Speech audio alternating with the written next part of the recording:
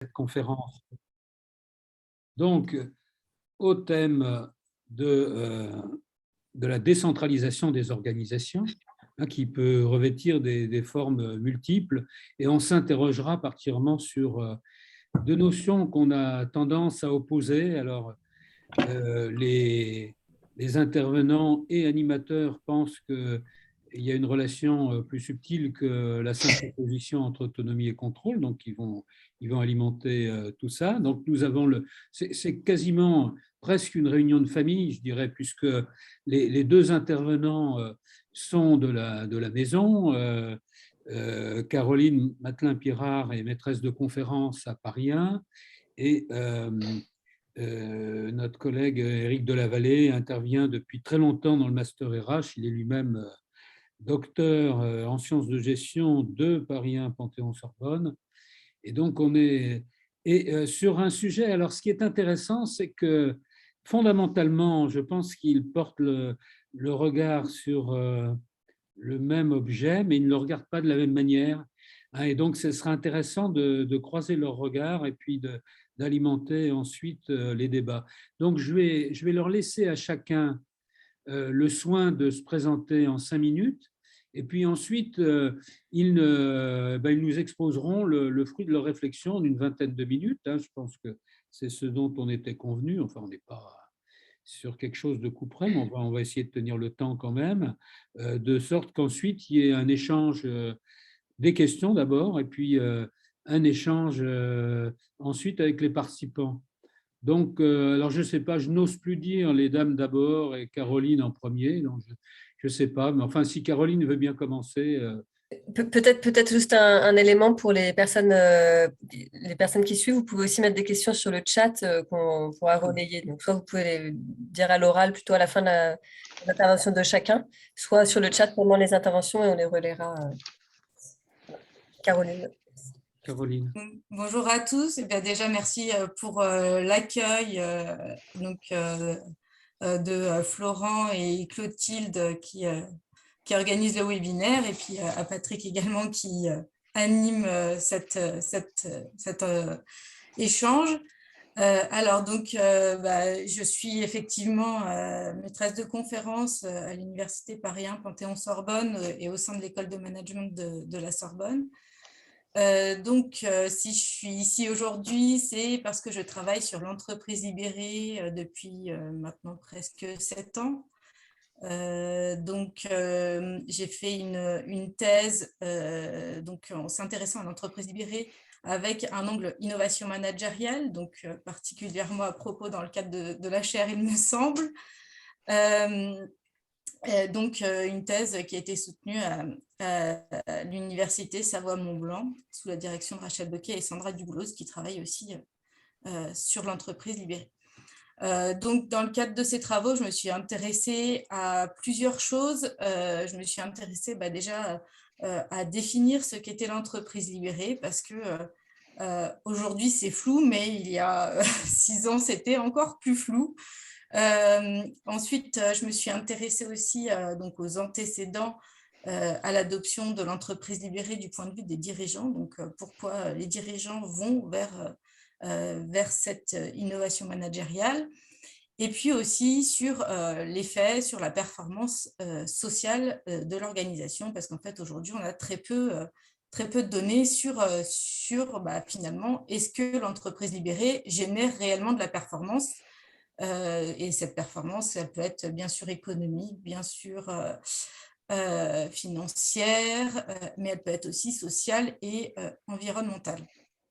Et puis, en prolongement, j'ai également tenté avec mes collègues, Mathieu Battistelli et Anne-Sophie Dubet, de voir quel serait un processus d'adoption cohérent de l'entreprise libérée du point de vue de ses pratiques de management. Donc, je pense avoir fait un peu le tour. Est-ce que ça vous va? Eh bien, Sandra, mais on reviendra effectivement sur certains points de présentation qui engageront le débat. Merci. Éric. Merci. Oui, bonjour à toutes et à tous. Merci Clotilde, Florent et Patrick de votre accueil ce matin. Donc moi je m'appelle Éric Delavallée, je suis consultant, je dirige une structure de conseil et de formation que j'ai fondée il y a un peu plus de 10 ans. Je travaille principalement sur des problématiques de transformation des organisations. Donc, je m'intéresse à l'évolution des formes organisationnelles et à leur implémentation. Et donc, je suis, comme l'a dit Patrick, en effet, assez ancien à l'IA, puisque j'ai fait une partie de mes études. J'ai fait ce qu'on appelait à l'époque un DEA et puis après un doctorat. J'ai eu un temps court de maître de conférence associé, puis de maître de conférence. Et j'y enseigne depuis 25 ans. Voilà. Et pour vous dire un petit peu d'où je vais vous parler, en plus de cette expérience d'enseignant et de consultant, j'ai eu aussi dans mon parcours un moment qui a duré 5 ans, une période de 5 ans comme dirigeant. J'étais directeur général d'un groupe de presse qui s'appelle Le Particulier, qui est un petit journal de vulgarisation juridique, principalement vendu par abonnement, 150 personnes, 30 millions d'euros de chiffre d'affaires. J'y suis resté 5 ans avec mandat de transformer l'entreprise, qui m'a moi-même beaucoup transformé, puisque ça m'a donné la possibilité de mettre en application ce que je racontais à mes étudiants, ce que j'écrivais dans mes ouvrages et ce que je recommandais à mes clients. Voilà, je me suis beaucoup... Alors, je suis docteur en sciences de gestion, mais ma thèse, c'était sur la culture d'entreprise et la prise de décision. Dans une optique j'ai beaucoup travaillé ma base théorique, c'était les travaux d'Herbert Simon et puis après de Michel Crozier. Donc, disons que je suis dans le courant de la science de gestion qui a une coloration sociologie des organisations. L'ouvrage d'ailleurs le plus connu que j'ai publié s'appelle « Le manager à l'écoute du sociologue ». Je me suis longtemps intéressé aux problématiques d'accompagnement du changement et puis depuis quelque temps, je m'intéresse aux formes d'organisation qui intègrent en elles-mêmes l'idée de changement et donc ça m'a amené à travailler sur un modèle organisationnel que j'ai appelé l'organisation cellulaire, qui s'inspire plus d'un organisme multicellulaire que d'une machine. Et c'est ce dont je vais vous parler ce matin. Merci Eric. Donc il va y avoir un petit suspense, si je puis dire, puisque entreprise libérée, on en a entendu parler abondamment, organisation cellulaire, on commence à en entendre parler pour ceux qui ont eu l'avantage et le plaisir de lire ton bouquin, c'est moins connu, mais on va déjà passer la parole avec Sandra qui va nous parler, elle, d'entreprise libérée. Caroline. Caroline, qu'est-ce que j'ai dit? Sandra. Ah oui, non, parce que je pensais à Sandra Duplo. Oui. D'accord, donc Caroline, pardon. Merci de me corriger. Bon, Caroline. Merci Patrick. Mais comme quoi, on reste toujours affilié à ces directeurs de thèse. Donc, pour faire cette présentation, je vais vous partager l'écran peut-être. Oui, normalement, c'est bon. C'est bon.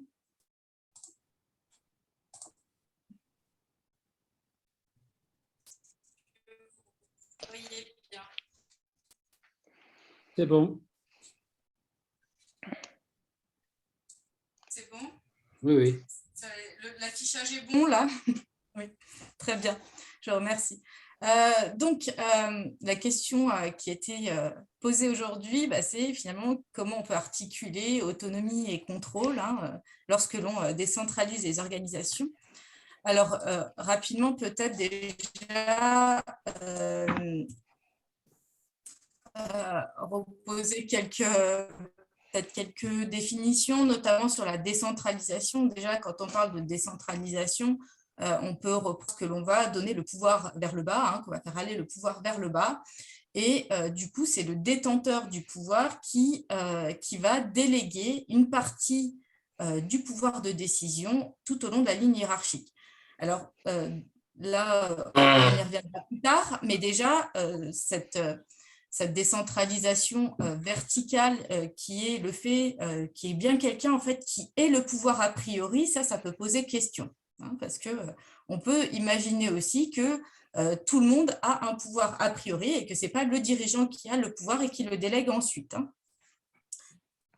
Donc ici, lorsqu'on parle de décentralisation des organisations, on parle plutôt de décentralisation verticale. Et aujourd'hui, quand on regarde un peu les solutions quelque part pour décentraliser les organisations, on peut l'envisager du point de vue de la structure, de la gouvernance et ou du management, avec des solutions comme l'holacratie, la SCOP, c'est-à-dire lorsque les salariés deviennent propriétaires de l'entreprise libérée, etc. Donc, vous allez trouver vraiment une variété de solutions aujourd'hui pour décentraliser les organisations. Alors, ici, bien sûr, j'ai porté plus précisément le focus sur l'entreprise libérée, qui est ce sur quoi je travaille plus particulièrement. Donc, pour reposer le contexte également, une définition donc, qui est celle de Goethe, c'est que finalement, il s'agit d'une forme organisationnelle dans laquelle les salariés ont une complète liberté et responsabilité pour faire les actions qu'eux-mêmes estiment les meilleures, et donc sans recours forcément à une hiérarchie. Alors, on se dit, on a entendu parler d'entreprise libérée avec Isaac Getz, mais en réalité, c'est un terme qui est beaucoup plus ancien puisque ça remonte à Tom Peters avec son premier livre qui est sorti en 1992 où il parlait de Liberation Management, qui a été ensuite traduit l'année suivante en français en l'entreprise libérée. Donc,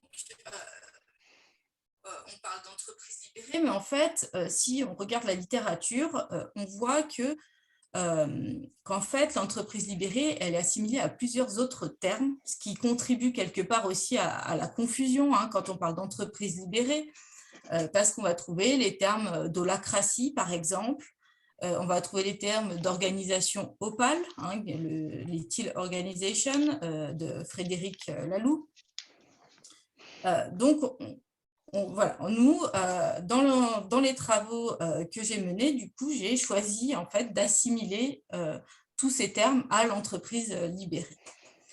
Et puis, ce qui complexifie encore la tâche, c'est que quand on va aller sur le terrain, et finalement, les dirigeants d'entreprises libérées, il y en a beaucoup qui disent non, moi, je ne veux pas que l'on s'appelle entreprise libérée. Je préfère entreprise du futur, entreprise agile et responsabilisante, etc. Pourquoi ? Parce que libérer, ça veut dire qu'avant, les salariés étaient en prison, parce que ça veut dire que finalement, on libère et donc c'est l'anarchie, c'est mai 68, comme vous pouvez voir sur la citation ici. Donc, voilà, il y a vraiment un flou quand on s'intéresse à l'entreprise libérée parce que lorsqu'on regarde la littérature, il n'y a pas de consensus. D'accord.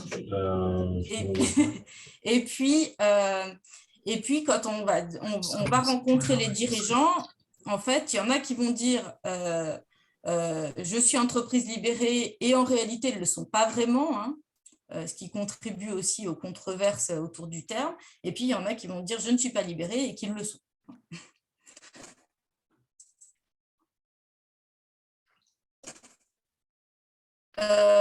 Autre point quand même que l'on peut repréciser, donc c'est intéressant, mais ce n'est pas nouveau. On a déjà beaucoup de choses qui se sont faites. Notamment en termes de démocratie en entreprise. Et là, on a les travaux de Mary Parker Follett, par exemple, qui s'intéressait donc à ces problématiques dès la fin du 19e siècle et du début du 20e siècle. Donc, on est ça remonte maintenant à plus de 100 ans. On a les travaux de Barnard aussi, hein, qui datent de 1938, qui s'est interrogé sur le rôle du dirigeant. Et donc, pour lui, le rôle du dirigeant, ce n'était pas de dire ce qu'il fallait faire, mais c'était lui qui donnait l'orientation de l'entreprise, hein, qui donnait la vision d'entreprise. On a bien sûr tout ce qui est de l'ordre des équipes auto-organisées, autogérées, hein, Caroline, dans les années 70-80. Oui. Parfois ça saute un peu, je pense que ta connexion est peut-être pas. Donc peut-être si tu peux enlever ta vidéo, ça améliorerait. Ah oui. D'accord, merci. Donc ensuite, on a tout ce qui est management participatif. Et là, on peut penser du coup à l'article de Patrick Gilbert et de ses collègues, hein, qui se sont interrogés sur le fait que l'entreprise libérée soit finalement un prolongement du management participatif ou non. Bien entendu, aussi, on peut retourner sur les travaux de Mintzberg, et là, on peut évidemment voir des proximités avec notamment ce qui est structure radocratique, structure missionnaire, et puis, bien sûr, tout ce qui est école des relations humaines, bien entendu, du point de vue du leadership notamment, de la démocratie industrielle, etc.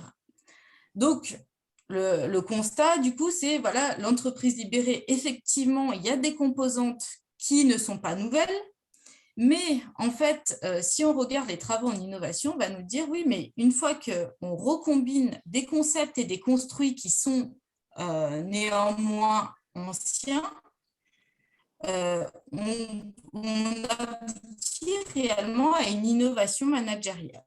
Hein, c'est comme, voilà, vous prenez des briques de Lego, vous pouvez avoir des résultats bien différents. Donc effectivement, au terme de cette analyse, on peut se dire, oui, ok, l'entreprise libérée a des origines qui sont très anciennes, mais on est bien sur quelque chose qui amène quand même une certaine forme de rupture par rapport à ce qui se faisait précédemment. Donc, pour bien comprendre ce qu'est l'entreprise libérée, on s'est ensuite intéressé à sa caractérisation parce que, comme je vous l'ai dit, c'est parfois difficile un peu de savoir ce qu'on met derrière le terme d'entreprise libérée parce que la définition d'Isaac Getz, elle reste quand même relativement large. Hein, donc, finalement, ça peut correspondre à beaucoup d'organisations. Donc, je vais revenir sur ces différents éléments.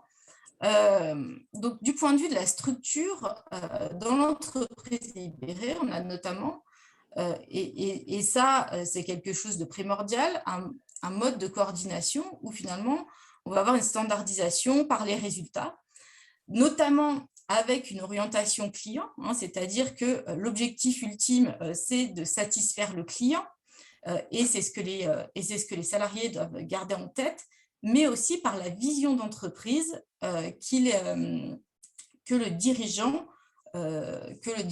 est chargé de porter au sein de l'organisation. Pourquoi cet élément est important? Parce que ça, c'est ce qui va donner le cadre. Et donc, si on parle de cadre, on voit bien déjà que ça va donner un peu les contours, si on veut, de l'autonomie dans l'organisation. Ensuite, on a une structure en équipe autonome intégrée, c'est-à-dire que les fonctions support vont être en partie intégrées au sein d'équipes autonomes, aux entretiens de recrutement qui peuvent être tout ou partiellement confiés aux équipes, par exemple à une équipe de production. On peut penser aussi à l'approvisionnement et à la livraison client. Donc, par exemple, un opérateur serait chargé aussi de s'approvisionner et du coup également de s'assurer que le produit arrive en temps et en heure chez le client. Donc là, on peut penser à une forme un peu différente de décentralisation horizontale. Ensuite, on a un mode de coordination par ajustement mutuel, où en fait, dans les entreprises libérées, on va souvent favoriser la communication orale. Formaliser et le fait que ce soit à l'oral, une partie de l'information peut se perdre. Hein. On va avoir recours aussi à différents outils, comme des outils de management visuel. Donc, par exemple, on va trouver, je pense à Michelin ou à Thermocompact, par exemple, des grands tableaux qui vont permettre de s'organiser au sein des équipes. On peut même parler d'objets frontières aussi, hein, qui vont permettre justement de communiquer entre les différentes personnes de l'organisation. Par exemple, chez Sogilis, on va avoir un tableau en Lego qui va permettre de faire ce lien. Ensuite, on a une structure plate. Donc, une structure plate, c'est-à-dire qu'on va décentraliser l'organisation et diminuer le nombre de niveaux hiérarchiques. On peut, par exemple, voir sur le schéma ici une structure telle que pensée chez Mobilewood, qui est une organisation qui était passée à l'holacratie, hein, donc avec une structure en cercle où chacun est amené à prendre des rôles par exemple, dans différents groupes. Donc, on voit par exemple le groupe des ventes, Bicorp, etc. Donc, chacun peut avoir un rôle différent selon le projet sur lequel il travaille. Là, je voudrais peut-être marquer un temps d'arrêt sur en tout cas, un conseil peut-être qui peut être donné aux organisations qui souhaitent aplatir leur structure hiérarchique, c'est attention au middle management. Beaucoup d'entreprises ont finalement choisi de retirer des échelons, hein, mais peut-être un peu trop rapidement. Et en fait, les middle se rendre compte que les middle managers étaient importants, hein, notamment et en plus par l'équipe. Et donc, finalement, les middle managers qui avaient été retirés ont été par la suite remis en place. Et enfin, on a une structure agile, donc c'est-à-dire que ici, on cherche à s'adapter le plus rapidement, hein, à l'environnement qui nous entoure. Du point de vue des processus, maintenant, on va se baser sur une mobilisation des ressources humaines par un marché de compétences et de connaissances. Alors concrètement, qu'est-ce que ça veut dire? Ça veut dire qu'on va simplifier finalement en fonction de ses envies, en fonction de ses compétences, de ses connaissances sur différents projets. Donc soit des projets existants, soit faire émerger de nouveaux projets. Hein. Et là, on rejoint l'idée d'une prise de rôle, c'est-à-dire que par exemple, sur un projet, on peut être manager et puis sur un autre projet, on peut être expert, etc. Ensuite, on a un processus d'organisation du travail donc basé sur l'autonomisation et la responsabilisation. Donc là, c'est-à-dire qu'on ne va pas dire, déjà, on ne va pas dire aux employés comment ils doivent faire leur travail. L'idée, c'est de travailler avec le cadre, hein, qui est la vision d'entreprise et puis la satisfaction client, comme on a vu dès le départ. Donc là, ça va impliquer notamment une transparence de l'information, hein, parce que pour pouvoir être autonome et responsable, il va falloir avoir accès à l'information nécessaire. Et puis, du coup, là, on voit que ça va poser aussi des questions, du coup, en termes de contrôle. Donc, j'y reviendrai un peu plus tard. En termes de pratique, on va avoir une prégnance du collectif, du coup, qui va s'instaurer, où on va essayer d'instaurer des pratiques aussi plus participatives. Donc, par exemple, de la prise de décision par consentement ou par consensus, On va faire des évaluations à 360, y compris y compris par les managers qui peuvent se faire évaluer du coup par leurs équipes. On va essayer de prévoir des éléments collectifs pour favoriser du coup la cohésion dans l'organisation. On va avoir aussi un ensemble de pratiques dites symboliques. Donc, on a l'abolition des symboles de pouvoir, c'est-à-dire pas de bureaux fermés pour les leaders, les managers, etc., etc. Et enfin, des pratiques de management par la confiance. Donc là, on va avoir donc une organisation du travail relativement flexible. Et puis, ça va poser des questions en termes de leadership. Et là, je reviens à ce que je disais au début, c'est que est-ce qu'on est plutôt sur un leadership que l'on va partager avec ses équipes si on est un manager, ou est-ce qu'on est plutôt sur un leadership distribué? Et donc là, ça veut dire qu'on part du principe que chacun a un leadership a priori. Donc voilà, là, il y a encore des travaux à mener sur le sujet. Et pour terminer, et là, c'est quelque chose de bien différenciant quand même dans l'entreprise libérée, c'est qu'on va être on a une philosophie particulière. Et ça, c'est important parce que c'est ce qui va donner finalement tout son sens à l'innovation managériale. Donc, cette philosophie humaniste, elle va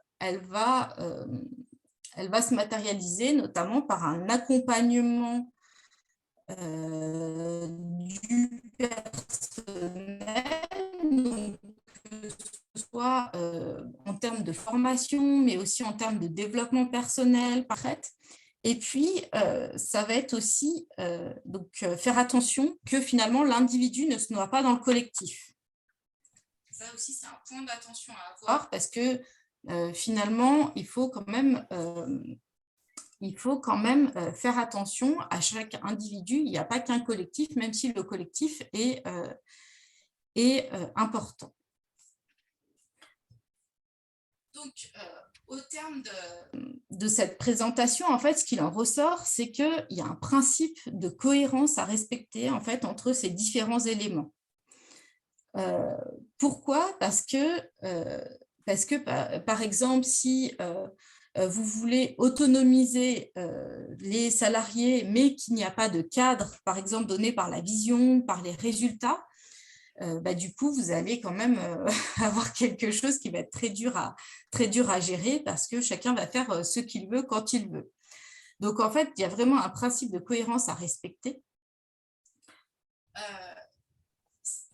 Tout ça qui va nous aider à développer alors à la fois un autocontrôle, c'est-à-dire que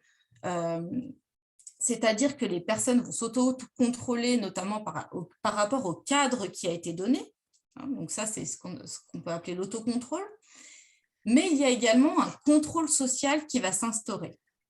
Donc, on n'est plus sur du contrôle hiérarchique, mais le contrôle ne disparaît pas pour autant. Et ça, c'est quand même important de le souligner.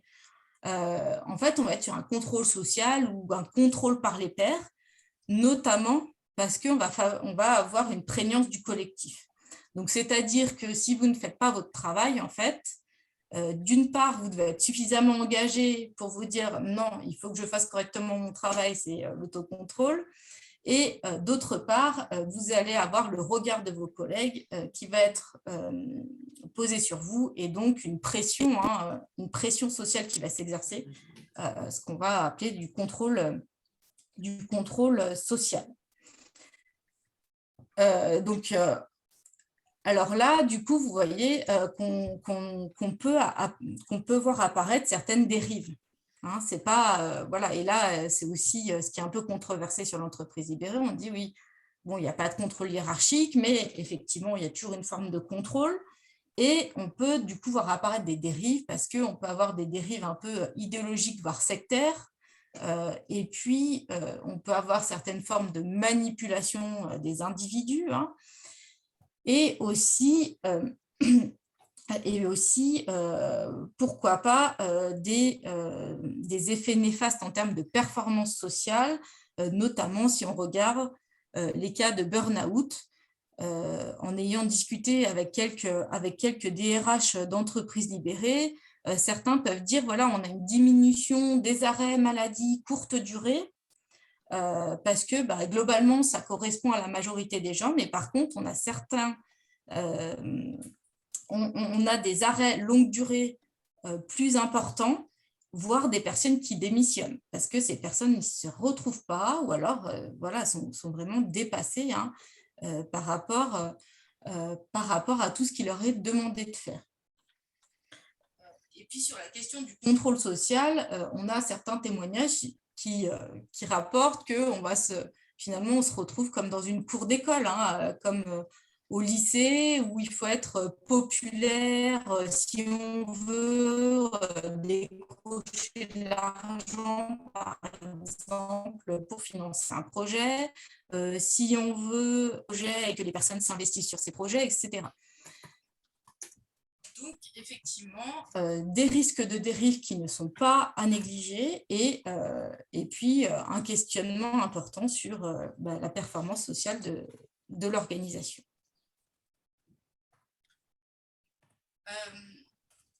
Donc, je vous disais, juste avant, il y a un principe de cohérence à respecter et c'est ce à quoi on s'est intéressé dans nos derniers travaux.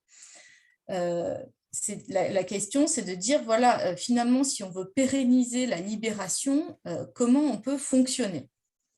Et en fait, ce qu'on a remarqué, c'est que les pratiques, elles ne fonctionnent pas de manière individuelle, mais elles fonctionnent par grappes. Et ces grappes, si on veut que ça fonctionne, il faudrait les adopter dans un ordre bien précis. Alors, je vais pas tout vous détailler, mais le grand résultat là, par rapport à la question qui nous est posée, c'est que vous voyez que la grappe d'autonomisation, en fait, finalement, c'est l'une des dernières grappes à être adoptée lors d'un processus de transformation. Pourquoi ? Parce que finalement, il faut construire une organisation qui permette cette autonomisation, notamment en créant une fluidité dans la communication, en commençant à accompagner finalement tous les employés de l'entreprise. Et seulement ensuite, finalement, on va leur dire, voilà, vous êtes autonome, vous pouvez maintenant travailler de manière totalement autonome. Pourquoi ? Parce que finalement, si vous demandez à quelqu'un, par exemple, de prendre des décisions, assumer ces décisions, ce n'est pas forcément évident pour tout le monde. Les communiquer en public, par exemple. Donc, on va peut-être devoir former aussi des personnes voilà, à la communication en public. On va devoir peut-être les former sur de l'animation d'équipe, etc. Donc, il y a une cohérence temporalité d'adoption des grappes de pratique. Et là, question qu'on peut se poser, c'est qu'en est-il du contrôle? Qu'en est-il du contrôle, du coup déjà, il semble qu'on ne pourrait pas faire une réponse unique, déjà parce qu'il y a des particularités dans chaque libération d'entreprise. On a des entreprises qui vont naître libérées, entre guillemets, et puis d'autres qui vont se transformer. Donc, dans une entreprise qui va se transformer, ça veut dire qu'on aurait un processus de transformation du contrôle en parallèle, c'est-à-dire où on avait un contrôle hiérarchique qui, petit à petit, va se transformer en autocontrôle et contrôle social. Et puis, est-ce qu'il y a des manières aussi différentes de fonctionner lorsque l'on fait une transformation, alors ce que Weil et Dubé ont appelé par tâtonnement ou par basculement, c'est-à-dire lorsque l'on transforme petit à petit, ou alors certaines entreprises choisissent quelque part de passer d'une manière assez brutale d'une entreprise non libérée à une entreprise libérée. Et donc là, comment ça se passe en termes de contrôle? Donc, on pourrait penser quand même que de la même manière que l'on peut observer une autonomisation progressive, le changement en termes de contrôle devrait aussi certainement être peut-être progressif, hein, parce que d'abord, vous voyez, ce n'est pas simplement en communiquant une vision d'entreprise que d'un coup, les gens vont intégrer l'autocontrôle. Il va peut-être falloir un petit peu de temps aussi pour l'intégrer pleinement. Et donc, j'en arrive à la fin de la présentation. Donc, évidemment, merci de votre attention. Et puis, on voit qu'entre articulation, autonomie et contrôle, on a déjà des premiers éléments. Hein. Donc, on voit bien qu'ici, on est sur du contrôle plutôt social et de l'autocontrôle. Mais sur finalement un processus de transformation du contrôle, il y aurait encore du travail à faire, il me semble. Bon, merci Caroline, c'était très clair, comme le souligne aussi une participante. Bon, ça nous éclaire sur le design de l'entreprise libérée. Il y a aussi des alertes ou des éléments de mode d'emploi qui sont donnés, l'insistance sur la cohérence des différents niveaux, comme il a été, des différentes dimensions, comme il a été indiqué. Puis cette notion de grappe qui peut avoir un effet d'alerte dans la mesure où on peut, enfin, c'est là où ça interroge. Alors peut-être j'oserais une question avant que, parce qu'il y a déjà aussi une autre question aussi qui est sur le chat là qu'on pourrait mobiliser. Mais est-ce que cette notion de grappe et de progression dans la mise en place de l'entreprise libérée ne va pas à l'encontre de ceux qui pensent que ça peut se faire par une stratégie Big Bang, hein, ce qui était évoqué là en fin de présentation, en disant bon, certains voudraient faire rupture de façon un peu brutale. Donc, est-ce que ce n'est pas voué à l'échec compte tenu si j'ai bien compris, ce principe des grappes? Et effectivement, ce qu'on en retire ici, c'est qu'il vaut mieux peut-être une progressivité. Et par exemple, si on prend, donc on s'est basé sur 2 cas dans cette étude, sur le cas de l'entreprise Lippi et Mobilewood. Et en fait, ce qu'on voyait, c'est que chez Mobilewood, il y a eu au début un passage à l'holacratie qui a été très brutal. En fait, ils se sont rendus compte au bout d'un moment que il y avait c'était finalement difficile de pérenniser l'adoption, hein, parce que notamment d'un point de vue des salariés. Donc, en fait, ce qu'ils ont fait, c'est qu'ils sont revenus en arrière pour relibérer ensuite de manière moins brutale. Hein. Donc, on voit effectivement que… alors, il faudrait d'autres études pour pouvoir généraliser vraiment ce que je vous rapporte là. Mais en fait, effectivement, il y aurait une progressivité à instaurer dans l'adoption des grappes des pratiques et grappes de pratiques, effectivement. Parce qu'en fait, vous ne pouvez pas dire à quelqu'un bon, demain, tu es autonome, débrouille-toi. Alors que jusqu'ici, on lui a toujours demandé, on lui a toujours dit ce qu'il avait à faire. On lui a toujours dit comment le faire, on lui a toujours demandé un rapport chaque semaine pour rapporter ses résultats, etc. Donc, vous ne pouvez pas, d'un point de vue transformation organisationnelle, c'est compliqué. Il faut penser aussi à la transformation de l'individu en parallèle. Hein. Merci, Caroline. Alors, une question là de Dominique Demarchy qui dit entreprise libérée et responsabilisation individuelle et collective. Quand le cadre est posé, le contrôle social ne joue-t-il pas un rôle de régulation au-delà des effets néfastes? Est-ce qu'on peut compter sur le contrôle social pour assurer cette régulation? Oui, effectivement, hein, ce contrôle social, en fait, il peut avoir des effets néfastes, on va dire. Mais bien évidemment, il est nécessaire. Il est nécessaire parce que sans ce contrôle social, en fait, il faut toujours une forme de contrôle dans l'organisation quelque part, que ce soit un contrôle hiérarchique, un contrôle social, un contrôle par le marché, etc. Il y a différentes formes de contrôle. Mais effectivement, ce contrôle social, il est quelque part nécessaire si on veut éviter aussi que ce soit l'anarchie dans l'organisation. Mais attention à quelle forme il va prendre, parce qu'il peut être relativement pesant, hein, pour les personnes dans l'entreprise. Des personnes peuvent se sentir exclues, hein. Donc, une vigilance particulière du point de vue du management. Et encore là, du coup, d'où l'importance quand même de garder quelques managers, hein, parce que les managers ne servent pas à rien. Ils ont quand même un rôle au-delà du rôle purement de contrôle, au-delà du rôle décisionnel. Ils ont aussi un rôle d'accompagnement. Merci. Alors, il y a des questions aussi qui peuvent appeler des réponses rapides et puis des questions plus de fond, peut-être qu'on regroupera, Clotilde, ou qu'on reprendra à la suite et en croisant sur les deux interventions. Mais une question d'ordre quasiment logistique qui est: est-ce qu'on pourra bénéficier, est-ce que les participants pourront bénéficier du support?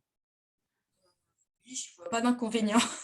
Pas d'inconvénient. Donc, je mettrai également les références aux articles pour ceux qui souhaitent. Donc, on mutualisera ça. Peut-être, Clotilde, on mettra ça sur le site de la chaire ou quelque chose. Ouais, avec le lien vers le replay du webinaire. Voilà. Et une autre question rapide aussi, c'est est-ce que, Caroline, tu peux rappeler les entreprises sur lesquelles tes études portent ou ont porté? Alors, sur les grappes de pratique, on a étudié 2 cas, Lippi et Mobilewood. J'ai fait une étude sur la performance sociale de l'organisation que je n'ai pas présentée ici pour des questions de temps, mais où là, c'était sur une entreprise qui s'appelle Thermocompact et qui a la particularité en fait d'avoir une partie libérée et une partie non libérée. Voilà, donc il y a 2 unités de production, une unité est libérée, l'autre pas. Donc c'était un cas particulièrement intéressant. Après, il y a eu Nicomatic, Haute-Savoie Habitat, SMTK. J'ai eu l'occasion de discuter et de mener des entretiens avec Poult, Chronoflex, etc., avec plusieurs personnes, dont les dirigeants. Merci. Il y a une autre question peut-être à laquelle qu'on peut prendre maintenant ou à laquelle tu peux répondre dès maintenant sur le télétravail. Est-ce que finalement ce serait un facteur accélérateur ou au contraire un facteur plus contraignant pour les entreprises libérées ou leurs équivalents? Alors ça, c'est une question intéressante. En fait, on s'est posé cette question au début de la crise sanitaire. Et à ce moment-là, du coup, j'avais interrogé Alexandre Gérard, le dirigeant de Chronoflex. Et en fait, lui m'avait dit qu'en fait, le passage en mode crise a été très, très rapide, en fait. Parce qu'ils avaient déjà les outils nécessaires pour le télétravail, hein, puisque dans les organisations libérées, on a souvent une flexibilité de lieu, de temps, etc., sur l'organisation du travail. Donc, ils avaient déjà les outils, les employés étaient déjà autonomes, donc aucun problème pour travailler de chez eux.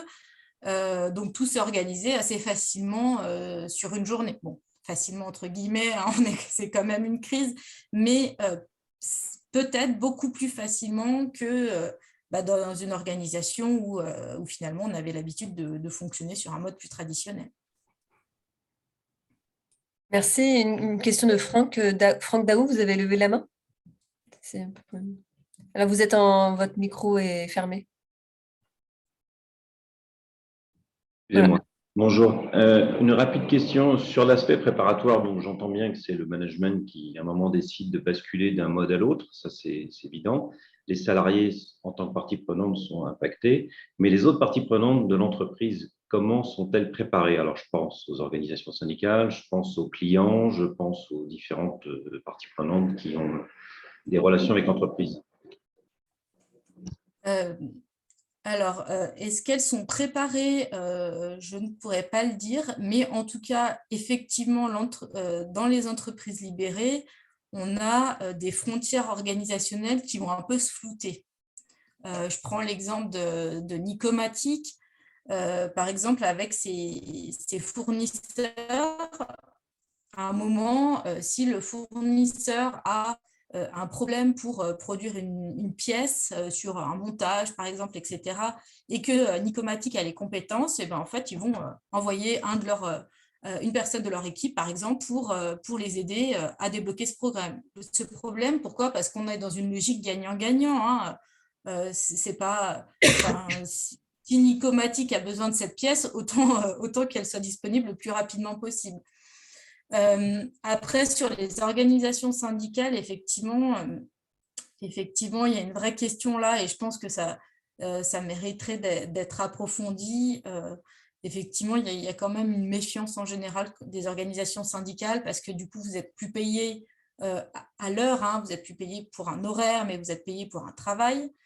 Donc, la logique aussi va changer, et ce qui peut créer du coup, in fine, du burn-out, parce qu'on peut avoir un surinvestissement en fait. Il y a un vrai risque de surinvestissement. Attention, Caroline, là, vous allez faire hurler certains parce que vous êtes en train de dire que l'entreprise libérée annihile le droit du travail. Alors là, encore une vraie question. Il y a quand même des obligations de durée maximale de travail. Non. Oui, oui. Il y a une vraie question. Là, effectivement, Sortez le joker. même Isaac Getz, dans ses conférences, va dire, voilà, effectivement, d'un point de vue du droit du travail, on doit avoir un organigramme.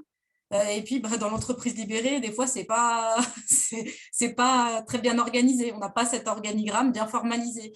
Donc, effectivement, est-ce que le droit du travail permet d'être vraiment une entreprise libérée? Ça, en France, peut-être pas sûr, effectivement. Bon, peut-être. On va passer à Eric. On va passer à Eric, on reviendra là-dessus. Je pense que cette question sur les parties prenantes, là, on pourrait le dire comme ça, oui. et les entreprises libérées est vraiment fondamentale. Je ne voudrais pas développer ça, mais on avait eu l'occasion, Nathalie Rollet-Crozet et Anne-Charlotte Telbot aussi, d'évoquer à un moment donné le rôle aussi des actionnaires, parce qu'ils ne sont pas neutres aussi par rapport à ce phénomène de libération. Bon, Eric. Et puis, il y a la question aussi de est-ce que l'entreprise libérée peut être un facteur favorisant le développement de business models plus durables, par exemple. Ça, c'est une question aussi qui peut être intéressante. Merci. Merci, Caroline. Merci beaucoup. Eric.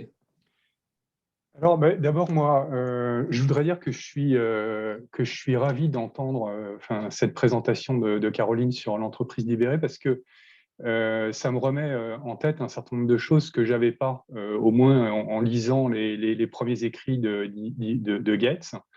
J'avais déjà noté un petit peu ça dans les travaux de Patrick, mais c'est sur le lien entre l'autonomie et le contrôle.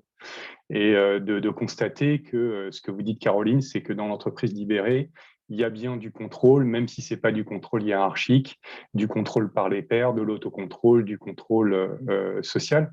C'est important pour moi parce que je trouve que d'abord le terme « libéré » prête à confusion. On parle plutôt de liberté que d'autonomie. D'ailleurs, c'est ce que Getz reprochait un petit peu à Tom Peters, hein, de dire, il avait appelé ça « libération de management », mais il ne parlait pas de liberté. Hein. Et alors moi, mes travaux s'ancrent dans la pensée complexe d'Edgar Morin. Et vous savez, il y a un concept qui est cher à Edgar Morin, qui est le concept de dialogique. Alors, ce qui veut dire par dialogique, c'est que c'est deux notions qui sont à la fois antagonistes et complémentaires. Et je pense que c'est tout à fait le cas de l'autonomie et du contrôle. C'est-à-dire que l'autonomie et le contrôle, de mon point de vue, sont les deux faces d'une même pièce. C'est comme le jour et la nuit, c'est comme le soleil et la pluie, c'est comme l'hiver et l'été.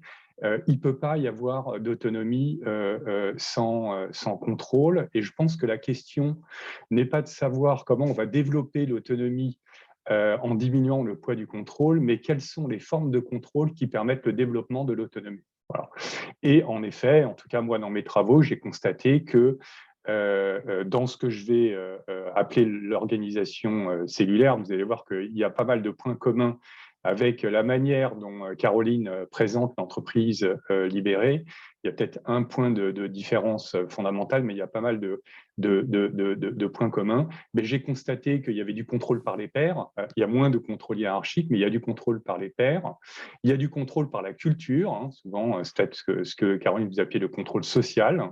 Souvent des cultures très fortes avec l'intériorisation de normes de comportement. Et il y a surtout, et vous l'avez dit, et je suis très content que vous en ayez parlé, parce que moi, je n'avais pas lu ça dans Gates au départ, il y a surtout de la standardisation par les résultats. J'y reviendrai à plusieurs reprises, ça me paraît très important. Donc, avec un poids très important du management par les objectifs. Alors,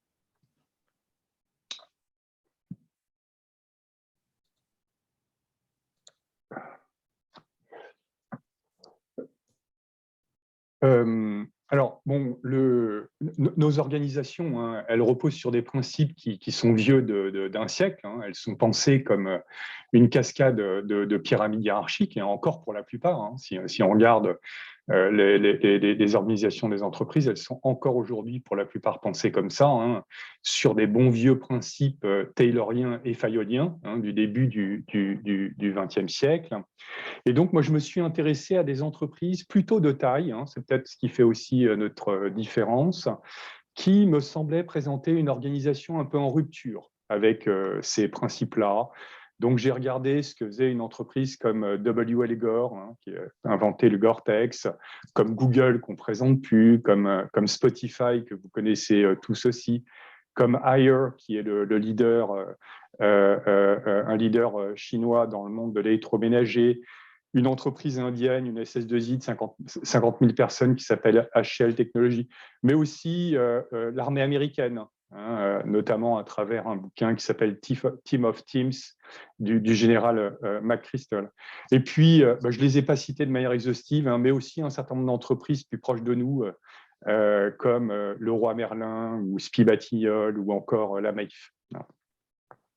Et ce que j'ai constaté, c'est que dans ces entreprises, si on voulait avoir une métaphore pour penser l'organisation, leur organisation s'apparentait moins à une machine et plus à un organisme vivant. Alors, quelle est la grosse différence qu'il peut y avoir entre une machine et un organisme vivant? C'est qu'a priori, une machine, c'est extrêmement fiable, mais quand elle s'arrête et qu'elle tombe en panne, faut une intervention externe pour la réparer. Par ailleurs, une machine, c'est extrêmement efficient, mais c'est incapable de faire face à l'imprévu, c'est pas capable de résoudre des problèmes pour lesquels elle n'a pas été conçue. En revanche, ça permet sans doute de faire beaucoup de gains de productivité. L'organisme vivant, lui, il est beaucoup plus fragile, mais il est capable de se régénérer. Dans notre corps, on a des cellules qui disparaissent et d'autres qui apparaissent constamment. Il est beaucoup plus adaptable, mais en même temps, sans doute, beaucoup moins efficient, notamment parce qu'il y a de la redondance. Caroline l'a évoqué un peu tout à l'heure. Si on avait été pensé par un ingénieur, on n'aurait sans doute pas 2 yeux, 2 oreilles. On trouverait que, comme on peut voir avec un œil, c'est pas forcément très efficient d'en avoir 2. Il y a cette idée de redondance qui est très importante. Et l'organisme vivant, il va être beaucoup plus agile, pour reprendre un terme à la mode, et il va permettre de créer et d'innover ce qu'une machine, a priori, ne peut pas faire. Et donc, j'ai essayé de modéliser et donc de déterminer quelques grands principes de ce que j'ai appelé une organisation cellulaire, donc qui va plus s'inspirer d'un organisme vivant multicellulaire que d'une machine. J'ai déterminé 10 principes, dont certains sont des principes structurels et d'autres sont relatifs à la structure de l'organisation cellulaire et d'autres à sa dynamique. Alors moi, je suis un des grands tenants du principe de la contingence. Je ne suis pas du tout en train de vous présenter le modèle idéal. J'y reviendrai en conclusion. Je pense que cette organisation, elle est adaptée à certains contextes, pas à tous, et qu'il y a d'autres modèles qui, dans d'autres contextes, par rapport à d'autres problématiques, sont bien plus adaptés que l'organisation cellulaire. Alors, je vais vous présenter les 3 principaux principes structurels. Puis, si j'ai le temps et s'il me reste un peu de temps, je vous proposerai aussi quelques principes relatifs à ça, à la dynamique. Le premier, et Caroline l'a évoqué dans ses principes sur l'entreprise libérée, c'est que, en fait, dans toutes les formes d'organisation que j'ai étudiées, on passe en fait de la pyramide hiérarchique à l'équipe auto-organisée. Alors, quelle est la différence entre une pyramide hiérarchique et une équipe auto-organisée? Dans une pyramide hiérarchique, la responsabilité de la performance est individuelle. C'est le manager en haut de la pyramide qui va être responsable d'une performance en grande partie produite par ses collaborateurs. Et selon ce qu'on appelle en organisation, et on doit ça à Fayol, le principe de la parité, la parité entre la responsabilité et l'autorité. Ce principe dit qu'on doit allouer l'autorité en fonction des responsabilités.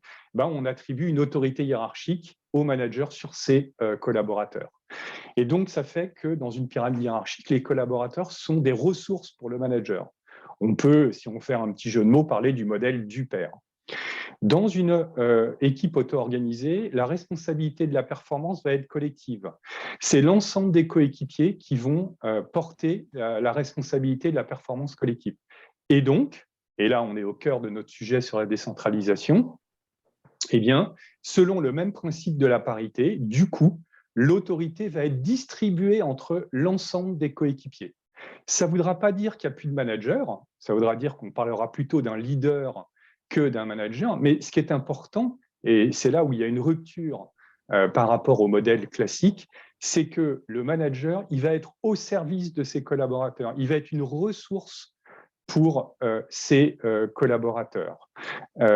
Et dans un certain nombre de modèles, comme chez Hire, par exemple, eh bien, ça explique pourquoi les coéquipiers peuvent, s'ils ne sont pas satisfaits, débarquer leur manager. Ils ne peuvent pas le nommer, c'est le choix qu'a fait cette entreprise, mais ils peuvent le débarquer parce qu'ils pensent que le manager n'aide pas l'équipe à atteindre les résultats dont les coéquipiers vont être mutuellement responsables. Et donc, on peut plutôt parler du modèle des pairs. Cette autonomie, et là, on se rejoint, enfin moi je rejoins complètement ce que vous avez dit, ce que j'ai constaté, c'est qu'elle a une contrepartie, c'est qu'elle nécessite qu'il y ait une très forte régulation par les résultats.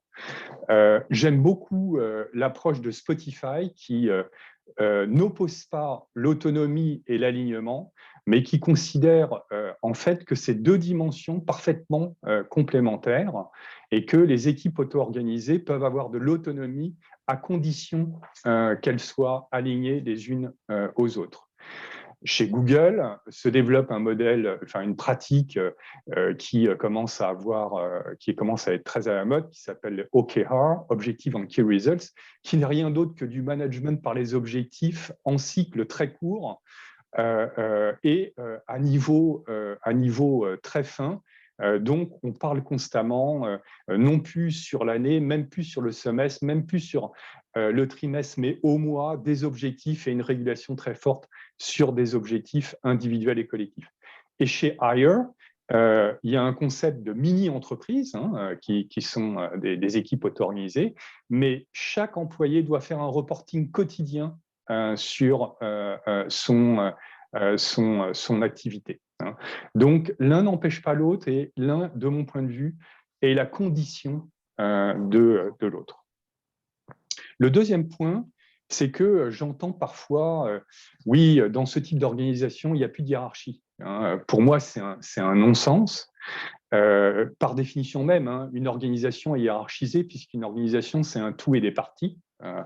Voilà. Alors, on peut dire qu'il n'y a plus de hiérarchie au sens, il n'y a plus de hiérarchie humaine, mais il reste une hiérarchie organisationnelle et dans l'organisation cellulaire, plutôt que d'être une cascade de pyramides hiérarchiques, j'aime mieux la représentation de la poupée russe où en fait, les équipes auto-organisées vont se loger à l'intérieur d'unités qui peuvent prendre des termes différents et qui vont être intégrées dans une entité de niveau supérieur. Par contre, vous voyez, par exemple, chez Spotify, on a des squads qui sont des équipes auto-organisées qui sont regroupées dans des tribes Et puis, vous avez d'autres notions sur lesquelles je vais aller plus vite, qui sont des chapters, qui sont des équipes fonctionnelles transverses, et puis des guilds, qui sont des communautés de pratiques. Mais les squads, tout autonomes soient-elles, sont bien rangées à l'intérieur d'une tribu parce qu'elles concourent à atteindre un objectif et un but de niveau supérieur, d'où l'importance de l'alignement. Par contre, ce qui est important dans cette hiérarchisation, c'est que, en fait, plutôt que d'appliquer le principe de la délégation, on va appliquer le principe de la subsidiarité. Moi, je suis frappé dans mes interventions chez mes clients combien, en fait, ces deux notions sont utilisées de manière interchangeable alors qu'elles sont diamétralement opposées. Pourquoi? Parce que la délégation, c'est une notion top-down. Je vous rappelle que ce qu'on délègue, c'est jamais sa responsabilité, mais son autorité. C'est je suis en haut de la pyramide et je te délègue une partie de mon autorité, c'est-à-dire que je t'autorise à agir en mon nom, mais je continue à porter la responsabilité. Donc, on est dans un processus top-down où le niveau inférieur est au service du niveau supérieur, tout comme les collaborateurs sont au service de leur manager, l'équipe, elle est au service du niveau d'au-dessus, alors que dans l'organisation cellulaire, c'est exactement la même chose. J'ai repris une image d'Edgar Morin. La hiérarchisation, c'est moins la pyramide qui écrase que l'arbre qui s'élève. C'est-à-dire que le niveau supérieur est au service du niveau inférieur. On applique le principe de la subsidiarité, c'est-à-dire qu'on essaie de développer au maximum l'autonomie en disant c'est les cellules de base qui vont décider de tout, sauf de ce qui doit remonter dans une logique bottom-up. Et Spotify, pour illustrer ça, essaye de considérer, d'autonomiser au maximum ces squads. L'image qu'ils prennent, c'est des squads, c'est des petites startups. Donc, on essaie de les autonomiser de manière à ce qu'elles soient le plus indépendantes les unes possibles des autres, ce qui est parfaitement inefficient, j'y reviendrai, parce que du coup, il n'y a pas d'économie d'échelle ou relativement peu, ce n'est pas ce qu'on cherche, de mutualisation de moyens, etc., même s'il y en a un petit peu dans les chapters. Et surtout, et l'image qu'ils ont pour la tribe, c'est un incubateur. C'est-à-dire que la tribe va être au service, va faciliter la vie des squads, mettre à disposition des ressources, des moyens, pour donner la possibilité aux squads de fonctionner. Le troisième principe, c'est sur les fonctions support. Donc, pour moi, dans l'organisation cellulaire, les fonctions support, contrairement à ce que j'ai entendu dans un certain nombre de discours sur l'entreprise libérée, par exemple, chez Zobrist, qui considérait que les fonctions support étaient des parasites. Voilà. Dans l'organisation cellulaire, la fonction support continue à avoir une importance de taille. Simplement, dans l'organisation classique, il y a les entités opérationnelles vont être responsables de l'efficacité des résultats et les fonctions de support plutôt de l'efficience, c'est-à-dire de la manière dont on va utiliser les ressources. Et à ce titre-là, dans le modèle Staff and Line, les fonctions de support sont dotées d'une autorité fonctionnelle qui vont leur donner la possibilité, parce qu'elles contrôlent l'utilisation des ressources, de s'ingérer dans la vie, de s'immiscer, de s'ingérer dans la vie des entités opérationnelles. Dans l'organisation cellulaire, en fait, les entités opérationnelles, de manière à optimiser leur autonomie, elles vont être responsables à la fois de l'efficacité et de l'efficience. Et c'est la raison pour laquelle, en effet, comme l'a dit Caroline, il y a un certain nombre de pratiques des fonctions support qui vont, dans le cadre d'une décentralisation que Mintzberg qualifie de horizontale, qui vont en fait enrichir le périmètre d'autonomie des équipes auto-organisées. Les fonctions support, elles vont véritablement être dans une position de fournisseur, dans une relation client-fournisseur très, très, très claire, et elles seront au mieux dotées de ce qu'on appelle en organisation une autorité de compétences. Donc, elles mettront des compétences, des conseils au service des entités opérationnelles, mais qui seront responsables et qui seront évaluées aussi sur la manière dont elles vont utiliser leurs ressources. Voilà, 3 grands principes structurels. Alors, d'un point de vue dynamique, trois autres principes. Dans ces organisations-là, on est adepte du small is beautiful. Hein. Les équipes auto-organisées dépassent très rarement 8 personnes. C'est entre 6 et 8 personnes. C'est 6 dans une quad chez Spotify, c'est aussi à peu près 6 chez Google. Voilà, hein, chez Amazon, qui est à mon avis loin d'être une organisation cellulaire, mais enfin on parle de pizza team pour dire que une équipe ne doit pas dépasser 8 personnes, qui est le nombre de personnes qu'on peut nourrir avec deux pizzas. Et en fait, quand une équipe atteint cette taille-là, plutôt que de continuer à la faire croire, dans une logique de démultiplication, comme la démultiplication cellulaire, on va scinder l'équipe en deux. Et on retrouve exactement le même principe au niveau d'au-dessus, hein, où on revendique de manière explicite, par exemple chez Spotify, le nombre de Dunbar. Hein. Vous savez, Dunbar est un anthropologue anglais qui a fait des expériences qui montrent que, en fait, un individu ne peut pas être en relation avec plus de 200 autres personnes, que sur un site, quand on dépasse 200 personnes, plutôt que de continuer à augmenter sa taille, on le scinde en deux. Chez W. Elgor, il y a une petite anecdote marrante, c'est que quand ils construisent un site, ils construisent 200 places de parking. Et quand ils commencent à voir qu'il y a un certain nombre d'automobiles, de voitures qui se garent sur la pelouse, ils se disent bah, il est temps de construire un nouveau site. Et là aussi, c'est parfaitement inefficient. Et ça explique pourquoi, Caroline l'a dit, un des modes de coordination, pour reprendre le vocabulaire de Mintzberg, c'est l'ajustement mutuel. On va préférer en fait les relations informelles à la formalisation. Hein. Vous voyez, chez Leroy Merlin, par exemple, eh bien, ils font tout pour éviter de formaliser les choses. Il n'y a par exemple pas d'organigramme officiel. Je dis officiel parce que chacun est un petit peu obligé de s'en reconstituer.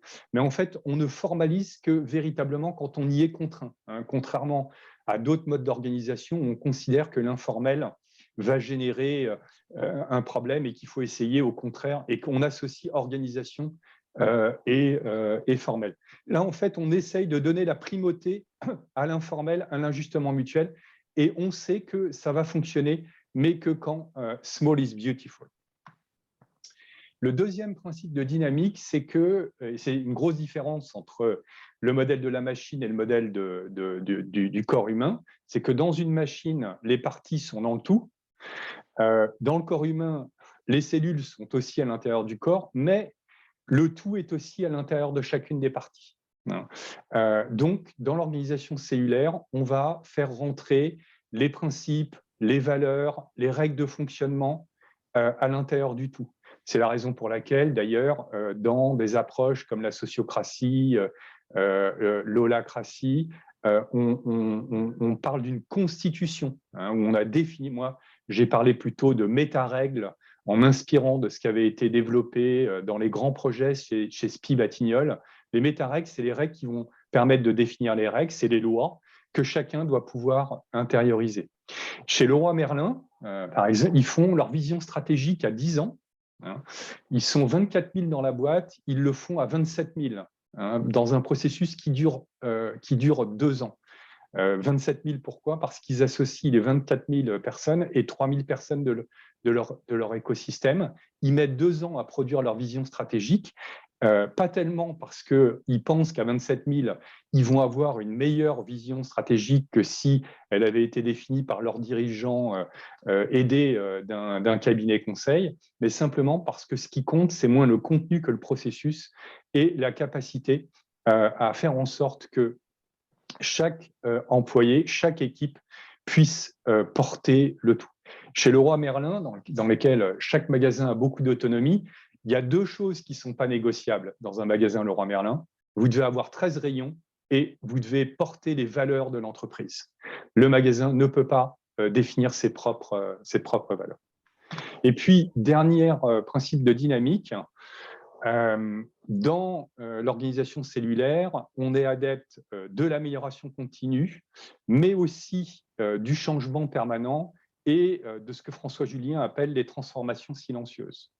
Ça veut dire quoi? Ça veut dire que En fait, dans la vue classique de l'organisation pyramidale, on considère que changer, c'est passer d'une situation A à une situation B, que le changement n'est pas naturel, qu'il est déclenché par un événement exogène à l'organisation et que la transformation, c'est une démarche intentionnelle one-shot.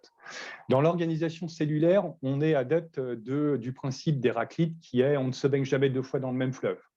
C'est-à-dire qu'on considère que le changement, c'est la vie, que c'est un processus permanent et continu, que à l'heure où je vous parle et où vous m'écoutez, nous n'arrêtons pas de changer.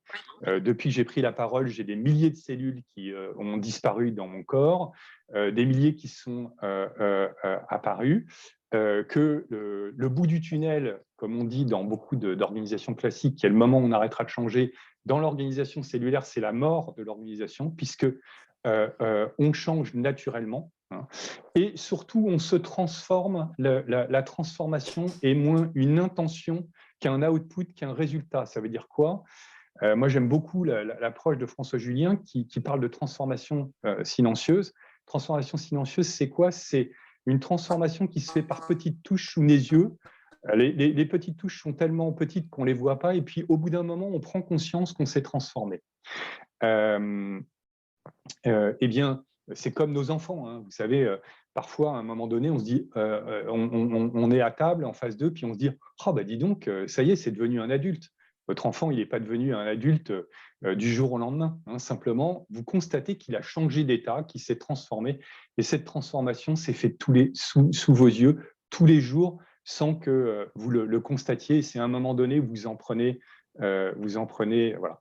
Alors, on y reviendra peut-être, Patrick, sur comment on peut adapter ça pour devenir une organisation cellulaire hein, dans les questions-réponses. Mais juste pour conclure, je vous ai dit que j'étais un adepte du principe de la contingence. Hein.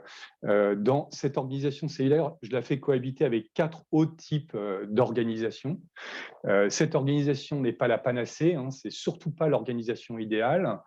Elle a des avantages et des inconvénients. Au titre des avantages, c'est sans doute le type d'organisation qui permet de faire face au niveau de complexité, au sens où le définit Edgar Morin, le plus important. C'est-à-dire quand je poursuis des stratégies multidimensionnelles, quand je suis dans des environnements extrêmement incertains, quand le rythme du changement est accéléré et qu'il faut que je change tout le temps, et surtout quand je rentre dans une logique d'innovation continue. Hein. Au moins dans 3 des entreprises dont je vous ai parlé, Google, W.L. Gore et Hire, leur stratégie, c'est l'innovation continue. C'est des entreprises qui n'arrêtent pas d'innover et qui n'attendent pas d'être rattrapées par leurs concurrents pour innover, c'est-à-dire une innovation chasse l'autre. Par contre, c'est des modèles qui sont parfaitement inefficients. Pourquoi ? Pour plusieurs raisons. La première, c'est qu'on fait relativement peu d'économies d'échelle hein, par rapport à d'autres. Voilà. On mutualise peu de moyens. Il y a beaucoup de redondance dans les circuits d'information et c'est souhaité et voulu. Hein. Et c'est très consommateur en temps. Par exemple, pour prendre des décisions à parité dans une équipe auto-organisée, par exemple avec le principe de la sociocratie qui s'appelle la prise de décision par consentement ou par objection. Hein. Voilà. Et le pari qu'on va faire, c'est que ce qu'on va perdre en efficience, on va le gagner en efficacité. Hein. Et que d'un point de vue économique, on va pouvoir s'y retrouver parce qu'on va faire des ruptures de marché, on va innover, on va être ultra efficace, ultra centré client et que la baisse d'efficience ou la faible efficience qu'on va avoir va être très largement compensée par l'efficacité. Bien. Voilà. Merci Eric. Moi, on n'a pas le temps de beaucoup développer tout ça, mais ce que j'ai relevé en particulier, c'est d'entrée le fait que autonomie et contrôle, si je t'ai bien compris, nécessiterait à ce qu'on mette un S, hein, c'est-à-dire c'est finalement quelle autonomie pour quel contrôle et réciproquement, et pas être pensé comme 2 notions situées l'un et l'autre aux extrémités d'un bipôle, ça c'est important. Bon, la notion de contingence qui t'habitent et que tu renouvelles. Hein, c'est intéressant, c'est-à-dire cette idée de contingence au-delà de la théorie originelle de la contingence et qui fait que on n'est pas, même si le focus était mis sur l'organisation cellulaire, bah, tu nous expliques que l'organisation cellulaire, ce n'est pas forcément un truc bon pour tout le monde. Tu as évoqué le cas d'Amazon. Là, je doute que Amazon puisse un jour, compte tenu de son business, être une organisation cellulaire. Et puis toute cette lecture post-processuelle organique est tout à fait intéressante et nouvelle. Alors, je pense qu'on pourra aussi approfondir tout ça à la lecture de tes ouvrages, et notamment du dernier, puisque tu développes ça abondamment. Peut-être quelque chose qui traverse vos deux interventions. Là, je me dis, est-ce que finalement, vous ne regardez pas un peu la même chose, mais pas de la même manière, Caroline et toi? C'est-à-dire que finalement, une entreprise libérée, ou certaines d'entre elles, pourraient être également qualifiées d'organisation cellulaire? Alors, d'abord, moi, je dois dire que moi, je suis ravi d'avoir entendu Caroline. Bon, et je l'avais déjà un peu mieux compris à la lecture de tes travaux, Patrick, mais moi, j'étais un petit peu dubitatif au départ sur cette histoire d'entreprise libérée en lisant Goethe. Pour ne rien vous cacher, je trouvais que c'était un petit peu idéologique et ancré dans la psychologie des années 50 et les travaux de MacGregor, dont il se revendique explicitement, qui oppose théorie X, théorie Y. Alors évidemment, quand vous êtes crozérien, vous voyez que vous ne pouvez pas adhérer à ça, c'est pas possible.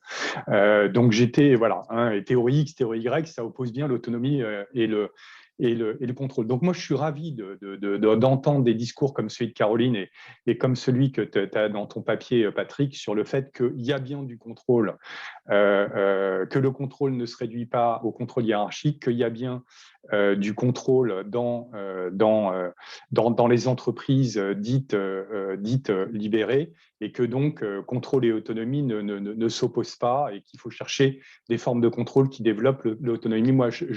Et donc, je me retrouve complètement dans ce que Caroline a dit. Peut-être, moi, deux points de différence.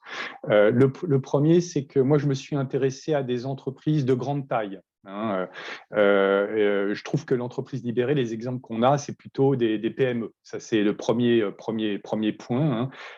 En revanche, l'organisation cellulaire peut tout à fait être adoptée au sein d'une grande entreprise par un département, voilà, et Caroline l'a rappelé, pour moi, les équipes semi-autonomes de production des années 60, ça s'apparente à voilà, la team-based organization des années 80. Bon, tout ça, c'est des organisations similaires. Donc, ce n'est pas du tout nouveau. J'en fais tout l'historique dans mon bouquin. C'est absolument pas nouveau. Et donc, on peut trouver des organisations cellulaires dans une partie d'une entreprise qui, elle, reste pyramidale. Donc, le premier point, c'est que moi, je me suis plutôt intéressé à des entreprises de taille, là où j'ai le sentiment que l'entreprise libérée concerne plutôt des petites entreprises. Caroline a cité l'holacratie. La personne qui répand l'holacratie en France dit lui-même qu'en fait, il n'arrive pas à travailler avec des grands groupes. Voilà. Parce que moi, je ne suis pas chercheur, je suis consultant. Donc, je suis dans les entreprises toute la journée pour essayer de déployer ces modèles-là. Donc, lui-même dit que l'holacratie, il travaille avec des petites entreprises, mais qu'il n'arrive pas à travailler avec des grands groupes. Okay. Donc, ça, c'est le premier point. Le deuxième point de différence, c'est que je pense que par rapport à la manière dont Caroline a défini l'entreprise libérée, c'est qu'une entreprise libérée est cellulaire, mais une entreprise cellulaire n'est pas forcément libérée, parce que le point de grosse différence, c'est la dimension humaniste, la philosophie humaniste qu'elle a présentée à la fin, qui, me semble-t-il, n'est pas du tout présente ou pas à ce point-là, ou pas de cette manière-là. Ce n'est pas le sujet des modèles que j'ai étudiés. Ok, merci Eric. Alors Caroline, comment vous réagissez à ça? C'est-à-dire même chose, différence? Est-ce que les différences sont là où Eric les perçoit? Moi, je pense qu'effectivement, on peut y voir des proximités, ça, très clairement. Après, je pense qu'en fait, par exemple, l'entreprise cellulaire, ce serait une manière de libérer son entreprise. Parce qu'en fait, on n'a pas de… Comme le rappelle Goetz, en fait, il n'y a pas de mode d'emploi, il n'y a pas de modèle très clair hein, sur entreprise libérée. On voit bien que c'est des pratiques, des structures, etc. Mais il n'y a pas non plus une manière de restructurer son entreprise. Alors peut-être que de ce point de vue-là, l'entreprise cellulaire a quelque chose de plus pratique, hein, de plus opérationnalisable. Et effectivement, il y a une grosse différence, à mon avis, sur la philosophie. Et la philosophie de l'entreprise libérée, c'est en grande partie ce qui donne une nouveauté à cette innovation managériale. Et quand on regarde les travaux en innovation managériale, on nous dit bien que la philosophie, en fait, donne très clairement l'orientation à telle ou telle innovation managériale. Donc, en fait, vous pouvez prendre deux structures identiques selon la philosophie que l'on met derrière, on n'aboutit pas au même résultat. D'accord. Après, l'autre… Avant d'engager le débat entre vous, là, sur cette question de la contingence, là, Caroline, est-ce que… Alors, l'entreprise libérée, c'est bon pour tous. Alors, je sais bien que le point de vue de vos recherches n'est pas un point de vue normatif en disant, c'est-à-dire, c'est pas… Vous ne faites pas du Gates, c'est autre chose. Mais quand même, alors… c'est pour les petites entreprises, c'est pour les entreprises innovantes, c'est pour qui l'entreprise libérée? Alors, bien sûr, on peut voir enfin, en tout cas, on peut comprendre l'entreprise libérée avec une lecture théorie de la contingence. Hein. Et effectivement, on va se rapprocher de la structure organique, hein, par exemple, de Burns et Stalker. Donc, effectivement, entreprise libérée, a priori, elle est plutôt adoptée dans l'objectif notamment d'être innovant, d'accroître la performance sociale aussi, de faire face à un environnement changeant. Effectivement, on peut penser que ça a quand même plus de sens, en tout cas pour des entreprises plus innovantes. Après, pour ce qui est de la taille, à vrai dire, effectivement, je suis un peu d'accord avec Eric. Hein, on ne voit pas forcément des grandes entreprises. Alors, on a quand même Zappos, hein, qui était une holacratie, grande entreprise américaine. On a Gore, par exemple. On a Michelin, hein, quand même, qui ne se dit pas entreprise libérée. Mais… Michelin récuse. Hein. Ils veulent pas qu'on les appelle entreprise libérée. Oui, il récuse par moment, enfin, pour avoir fait une présentation. Bon, on y voit quand même une proximité certaine. Après, Michelin, là où ça se différencie de l'entreprise libérée, et là, c'est un point de discussion aussi, c'est qu'il cherche à être moins leader dépendant. Hein, donc, parce qu'il y a un problème quand même dans l'entreprise libérée, c'est souvent lorsque le dirigeant part, bah, ça devient compliqué parce que c'était le dirigeant finalement qui portait toute cette philosophie, toute la vision d'entreprise. Donc, et c'est peut-être ce qui rend d'ailleurs compliqué l'adoption de l'entreprise libérée dans les grandes entreprises, on peut imaginer. Hein. Donc, effectivement, aujourd'hui, on l'observe plutôt sur des PME. Il y a quand même des exemples de grands groupes. Mais effectivement, même au niveau des travaux de recherche, on a peu d'études dans des grands groupes. Après, vous avez aussi les Burzorg, vous avez quand même des entreprises qui commencent à avoir une certaine taille. Bon, merci Caroline. Bon, je ne sais pas, Clotilde, qui est le maître des horloges, là, si on a le droit de déborder un peu ou s'il faut impérativement finir à 10h30. On peut peut-être prendre une ou deux questions du chat et puis une ou deux questions à l'oral. Ok, d'accord. Donc, par exemple, dans le chat, il y avait une question sur qu'on n'a pas prise tout à l'heure sur alors, attendez, je remonte. Il y avait une question sur les pratiques d'évaluation dans soit les entreprises libérées, soit les organisations cellulaires autour des différents rôles à endosser. Donc, comment ces rôles peuvent être évalués? Quelles sont les pratiques d'évaluation? Pourquoi ça change? Alors, Caroline en a parlé un peu en évoquant le 360 degrés qui serait sorti. Alors, peut-être on peut élargir. Eric, là-dessus, non? Oui, alors, en effet, hein, moi, dans les équipes auto-organisées, on passe aussi de la fonction au rôle, hein. Quelle est la différence? C'est que une personne tient une fonction et une personne peut tenir plusieurs rôles, hein. Moi, je pense que ce qu'on voit, c'est déjà une différenciation entre l'évaluation de la performance et l'évaluation des compétences, hein. Ça n'a aucun sens d'évaluer la performance de manière individualisée dans une équipe auto-organisée, puisque chaque coéquipier va être co-responsable de la performance. Par contre, on va évaluer des compétences de manière différenciée, puisque chacun, à travers les rôles et les niveaux de rôle qu'ils vont produire, ne vont pas avoir les mêmes compétences. L'évaluation, elle se fait souvent, si vous prenez Spotify par exemple, elle va se faire dans le cas, puisque une squad, une équipe auto-organisée, c'est une équipe qui est centrée sur un résultat, qui est multifonctionnel. En plus, ils appliquent la méthode Scrum, donc il y a ce qu'on appelle un Scrum Master, qui n'est pas un manager, donc qui à ce titre organise le travail mais n'évalue pas. Par contre, en fait, l'évaluation, elle va se faire dans le cadre des chapters, qui sont des équipes fonctionnelles qui vont chercher à mutualiser, à développer des pratiques, les bonnes pratiques, etc. Et là, en fait, vous allez avoir un chapter lead qui va faire l'évaluation des compétences des membres de son chapter qui appartiennent à des équipes différentes. Et puis après, il y a en effet les coéquipiers qui peuvent, dans une évaluation à 360 degrés, s'évaluer entre eux pour porter au titre de l'autorité qu'ils possèdent un regard sur le comportement et les modes de fonctionnement de l'équipe. Merci. Une dernière question, Clotilde, que tu nous sors du chapeau. Oui, alors je suis en train de regarder. On a déjà parlé du dirigeant qui s'en va, donc ça va passer.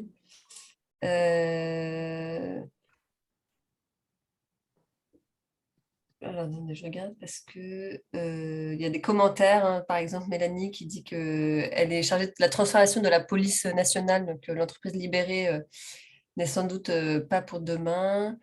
Un commentaire aussi sur comment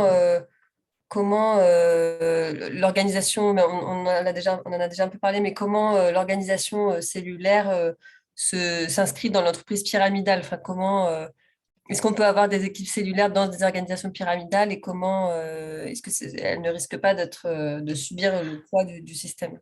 Ouais, ça, c'est ce que je voulais dire tout à l'heure. C'est un point de différence peut-être avec ce qu'a raconté Caroline sur son approche par grappe.